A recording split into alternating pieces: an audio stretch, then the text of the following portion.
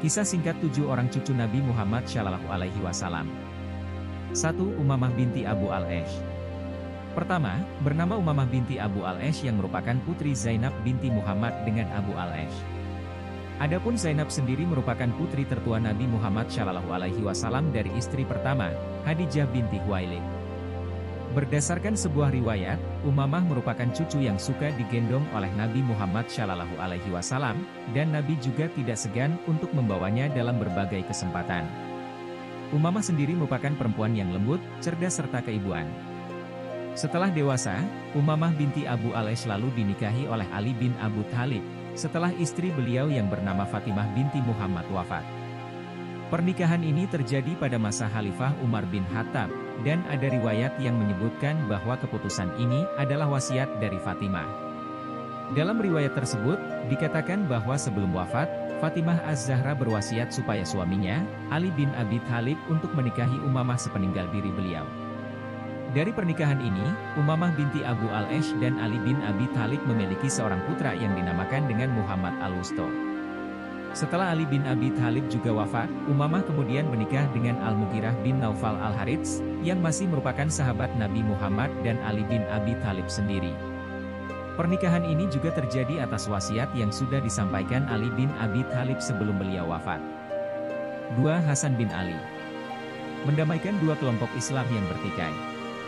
Hasan bin Ali merupakan cucu Nabi Muhammad Shallallahu Alaihi Wasallam. Dan Hasan bin Ali adalah putra dari Fatimah binti Muhammad dengan Ali bin Abi Thalib. Pada awalnya, ayah beliau ingin memberi nama Harb yang artinya perang. Namun, Nabi Muhammad Shallallahu Alaihi Wasallam memberi nama Hasan. Disebutkan bahwa Hasan bin Ali mempunyai banyak keutamaan.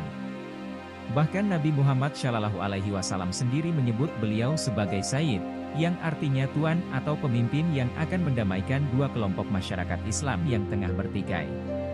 Hal tersebut terjadi usai Ali bin Abi Thalib wafat, dan pada saat itu pertikaian dengan Muawiyah berkecamuk, dan Hasan menjadi khalifah menggantikan Ali bin Abi Thalib. Hal ini membuat pengikut Muawiyah merasa tidak puas, dan Hasan dengan sukarela kemudian mundur dari jabatan khalifah.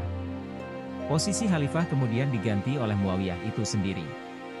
Tidak hanya itu, Hasan juga berhasil memberikan pengertian kepada para pengikut setia Ali bin Abi Thalib, yang membuat dua kelompok ini bisa didamaikan. Pada saat Hasan menjabat sebagai khalifah, Muawiyah sebenarnya mendatangi beliau dan meminta beliau untuk menyerahkan jabatan khalifah kepadanya. Sebab, menurut Muawiyah, hanya dia yang berhak memimpin umat Islam. Hasan dengan lapang dada menyerahkan jabatan khalifah tersebut namun dengan sejumlah syarat. Syarat tersebut diantaranya adanya kepemimpinan akan kembali pada Hasan setelah Muawiyah tiada. Selain itu, Muawiyah tidak boleh menuntut apapun pada penduduk Irak, Hijaz dan Madinah, atas apa saja yang sudah terjadi saat Ali bin Abi Thalib masih memimpin. Dan selanjutnya beliau juga meminta supaya Muawiyah membayar utang-utangnya. Secara resmi, cucu Nabi Muhammad Shallallahu Alaihi Wasallam ini mengundurkan diri dan keputusan ini sangat ditentang oleh penduduk Kufah. Mereka sangat menyayangkan keputusan beliau, dan bahkan menuduh beliau sebagai pengkhianat, sekaligus dicap sebagai orang yang telah menghinakan kaum muslimin. Hasan wafat akibat diracun oleh Jadah binti Asyates bin Qais yang merupakan istrinya sendiri.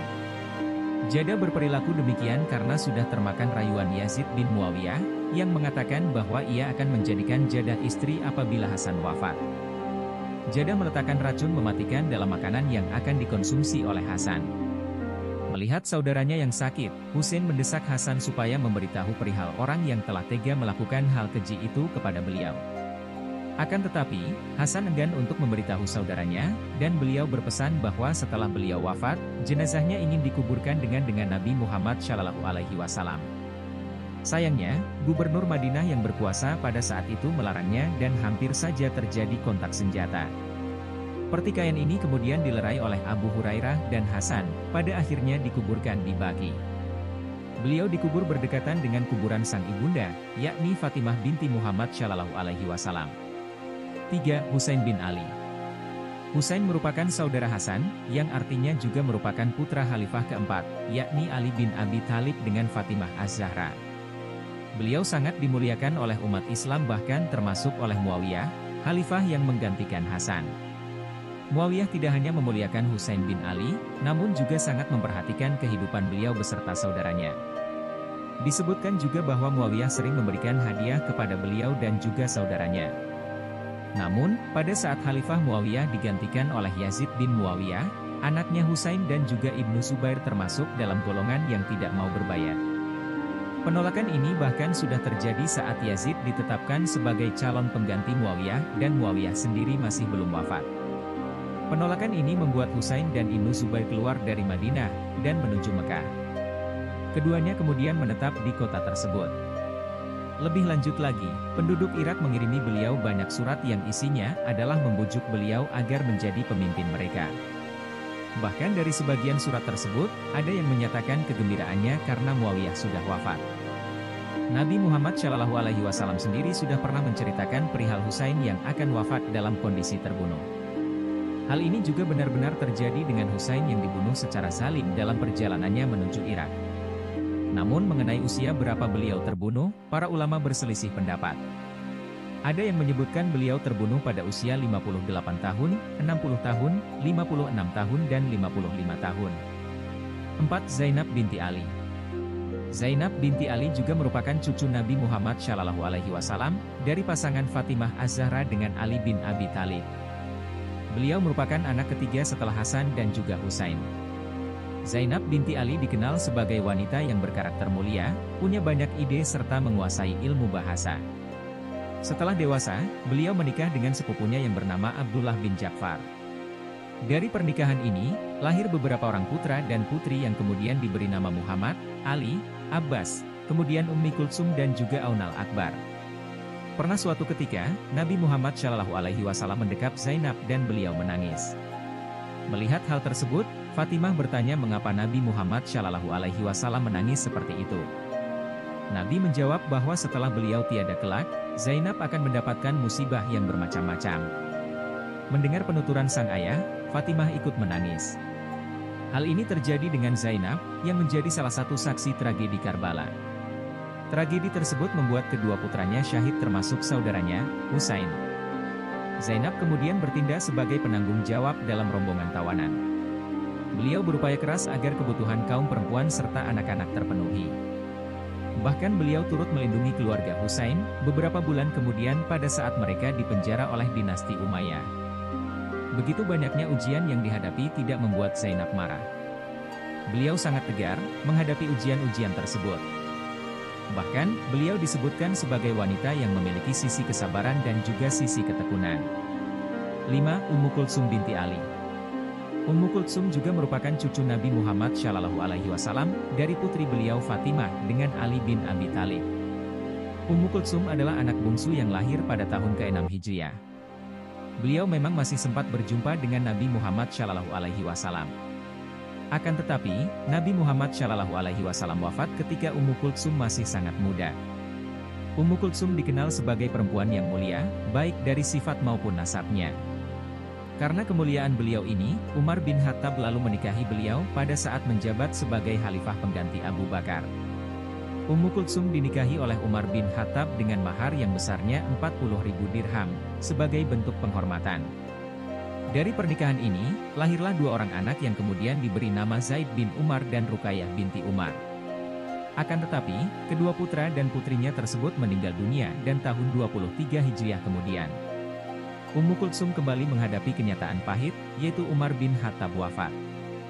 Beliau wafat setelah ditikam Abu Lu'lu' ketika mengimami sholat subuh.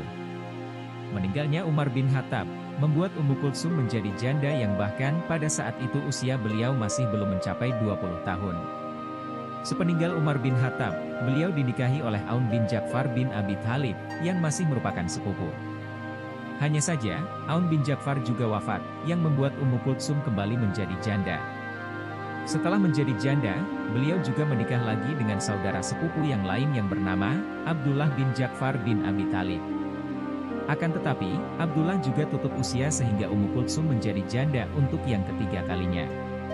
Setelah menjadi janda kembali, Ummu Kulsum menikah dengan Muhammad bin Ja'far bin Abi Thalib, yang juga merupakan saudara sepupu yang lain. Namun, Ummu Kulsum wafat mendahului suami yang keempat ini, dan dari pernikahan-pernikahan yang berlangsung dengan 3 orang setelah Umar bin Khattab ini, Ummu Kulsum tidak dikaruniai anak. 6. Abdullah bin Umar. Abdullah bin Umar merupakan cucu Nabi Muhammad SAW yang biasa juga disebut dengan Ibnu Umar. Beliau adalah salah seorang yang banyak meriwayatkan hadits. Beliau merupakan putra dari Umar bin Khattab dan memang sudah sejak kecil sangat dekat dengan nilai-nilai agama Islam. Saat usianya mencapai 13 tahun, Abdullah bin Umar memohon kepada sang ayah agar diizinkan ikut dalam perang Badar. Akan tetapi, Nabi Muhammad SAW menolak permohonan tersebut karena usianya yang masih kecil. Beliau adalah seorang yang sangat mengidolakan Nabi Muhammad SAW, hingga setiap gerak-gerik Nabi Muhammad SAW diikutinya. Beliau juga merupakan orang yang sangat tekun beribadah serta merupakan orang yang sangat suka berbagi. 7. Muhsin bin Ali. Muhsin bin Ali merupakan putra kelima pasangan Fatimah binti Muhammad SAW dengan Ali bin Abi Thalib. Beliau merupakan putra bungsu, yang saat kandungan masih berusia 6 bulan, Fatimah mengalami keguguran. Pada saat itu juga terjadi penyerangan ke rumah Ali bin Abi Thalib. Kisah para cucu Nabi Muhammad SAW mengajarkan banyak keteladanan. Termasuk diantaranya kesabaran, kesederhanaan dan gemar berbagi dengan sesama. Tentunya keteladanan ini bisa diterapkan dalam keseharian. Demikian tadi ringkasan kisah dan nama cucu Nabi Muhammad SAW yang perlu kita ketahui. Mudah-mudahan bermanfaat dan menginspirasi.